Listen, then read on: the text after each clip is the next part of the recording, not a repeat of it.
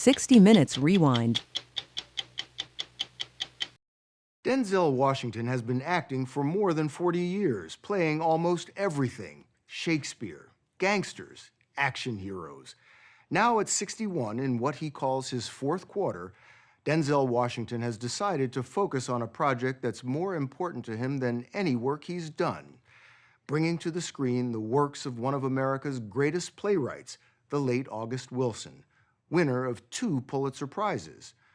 Wilson, who died in 2005, wrote 10 iconic plays known as the American Century Cycle, which explore the Black American experience in each decade of the 20th century.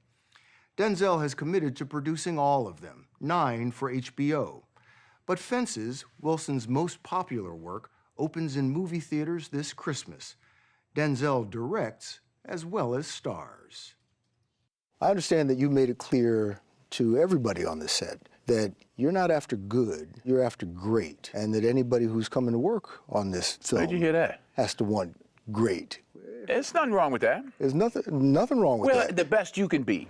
Troy, you ought to stop that line. Fences is set in Pittsburgh in the 1950s and 60s, when racial integration was just gaining a toehold. He ain't said nothing. He told me to go down to the commissioner's office next Friday. Whoa! Washington plays 53-year-old Troy Maxson, whose life is defined by his big personality and his bigger disappointments. Fire me because I asked a question. That's all I did. He is a garbage man who had great ability to play baseball, but he came along at a time blacks weren't accepted yet in the big leagues. So he was frustrated by that. If anybody can drive a truck, how come you got all the whites driving and the colored lifting? Washington filmed Fences in the Hill District of Pittsburgh, a once vibrant black neighborhood where August Wilson grew up. The people who went to work and to church and raised their families here inspired many of his plays. It's a Pittsburgh story, and I want it to be in Pittsburgh.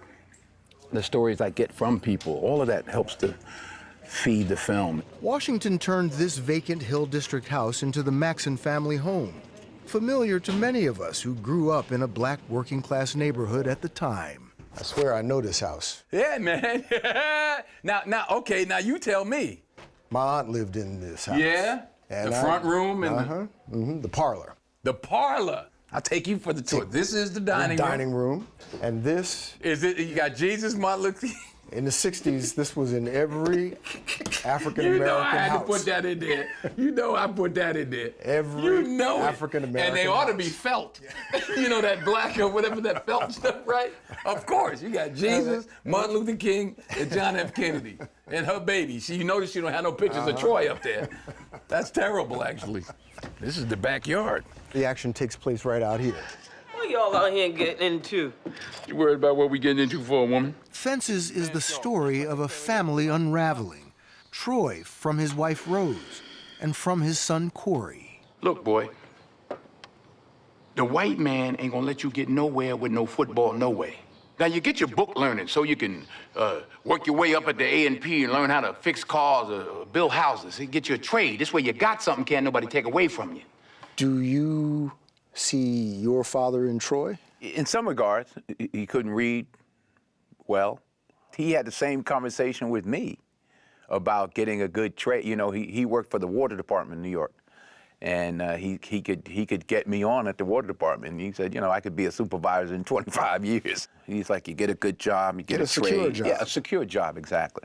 And like Rose, my mother could see further, you know. No, he's got to get an education, he's got to go to college, and, you know, he couldn't see that far. Times have changed, Troy. People change. The world changing, and you can't even see it. Huh. Woman, I do the best I can do. I come in there every Friday, I carry a sack of potatoes and a bucket of lard. You all line up at the door with your hands out.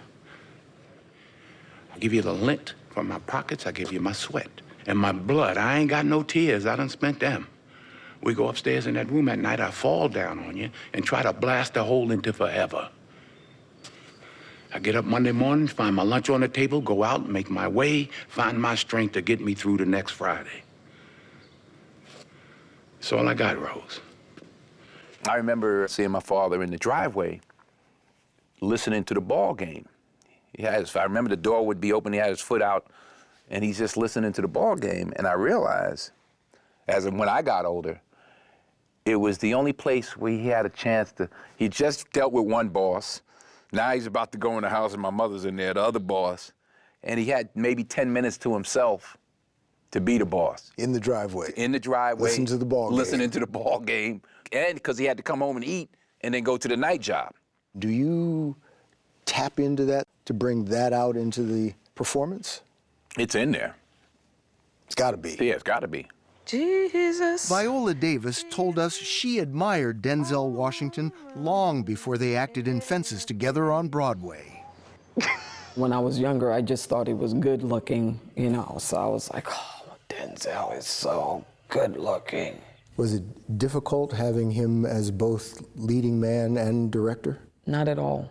I thought he flowed in and out of those two things effortlessly. He never gets in the way.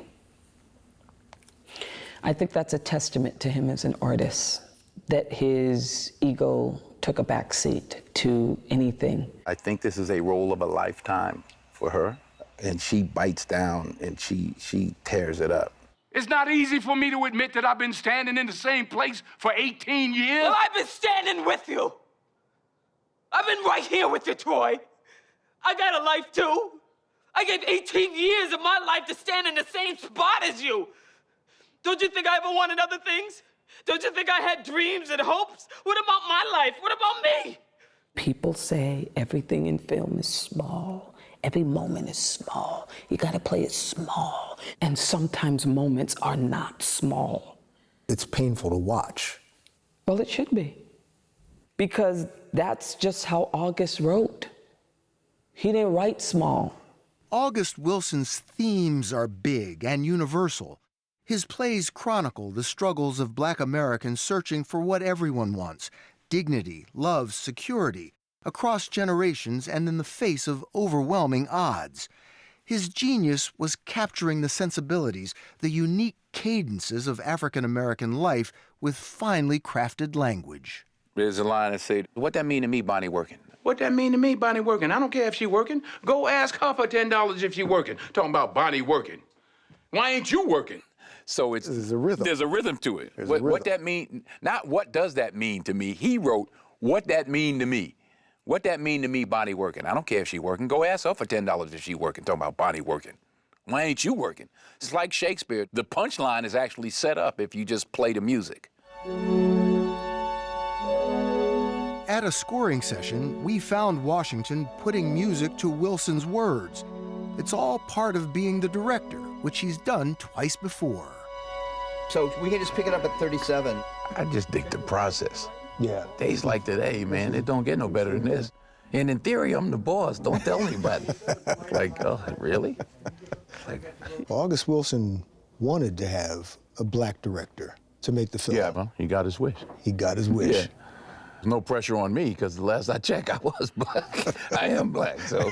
Check. Yeah, I covered that. Yeah. I didn't have to audition. Yeah. He said he didn't think a white director would be able to give It's it cultural. justice. I think it's a cultural thing more than a race thing.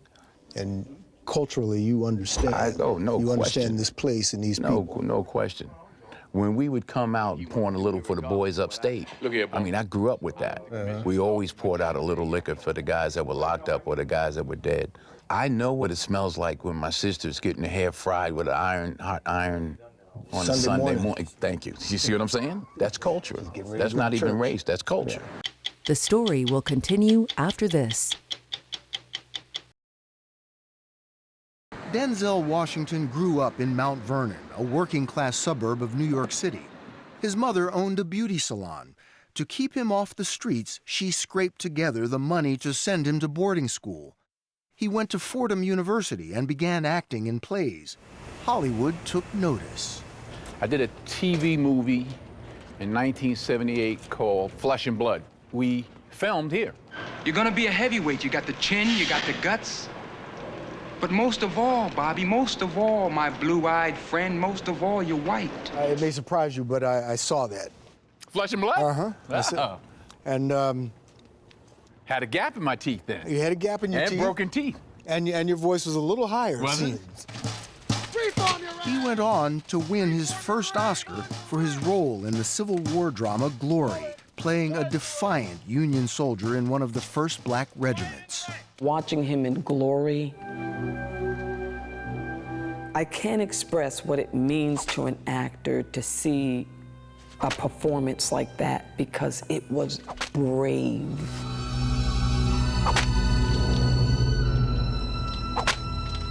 Who would have made a choice as they're getting beaten to play both bravery and pain at the same time? Moments like that inspire you as an artist to go there also. Oh, I'm so surprised! He is known in Hollywood for his almost obsessive preparation and attention to detail. He says it helps him disappear into his roles. Malcolm X, you kind of looked like him. Actually, I don't. I know you don't, Yeah, but yeah. in the movie, you convince people that you look like Malcolm X. When you have a powder keg and there's too many sparks around it, the thing's going to explode. That's what I do. That's what you do. That's what I do. And with Reuben Hurricane Carter, I understand you train with boxing. Yeah, yeah. In a movie, the shots have to be short and you have to fake it and do all that kind of stuff. Oh, you were faking it? Not the body shots. All the body shots were real. So you were getting punched. And I was punching. Doesn't hurt as long as you're getting a few shots off. Training day. There's a training day, Officer Hoyt. I did a lot of work with the LAPD. I found out how dangerous it was. You got today, and today only, to show me who and what you're made of. You hear me? I hear you. Mine. Because he was tough. Alonzo was just wicked, just evil. You hear often that black actors, black movies don't play well overseas. Is that the truth, or is that an excuse? I've heard everything. And what I hear keeps changing. Because they used to say it didn't sell over here. Then it does. Then it said it doesn't sell in the South. Then it does. Well, it doesn't sell in Europe. Then it does. So I just keep pushing. Well, what an opportunity I have to prove them wrong. And he has, becoming one of Hollywood's most bankable stars. He's favored to get a 7th Oscar nomination for Fences. This is all happening at a time when the Oscars are being criticized for lack of diversity. I'm just wondering, what do you think about that? I don't have to think about it. I've lived it. I've been the guy at the Oscars without my name being called. I've been the guy at the Oscars when my name is called. I've been the guy at the Oscars when everybody thought they was going to call my name and they didn't. So I've lived it. So what would you say to the people who are looking at this process and saying it's unfair? Yeah, and so what? You gonna give up? If you're looking for an excuse, you'll find one. In race. You can find it wherever you like. You can't live like that. You just do the best you can do. So what's next? I mean, are you enjoying this directing? I won't be directing anytime soon. You will not be? No. No. Going back to the acting? What's your first name? Bill. Right, put an S on it. Got to pay a couple of them. That's correct. Acting pays the bills. Acting pays the bills. Yeah. Do what you gotta do so that you can do what you want to do. I've just done what I wanted to do. Now I gotta get back to what I gotta do.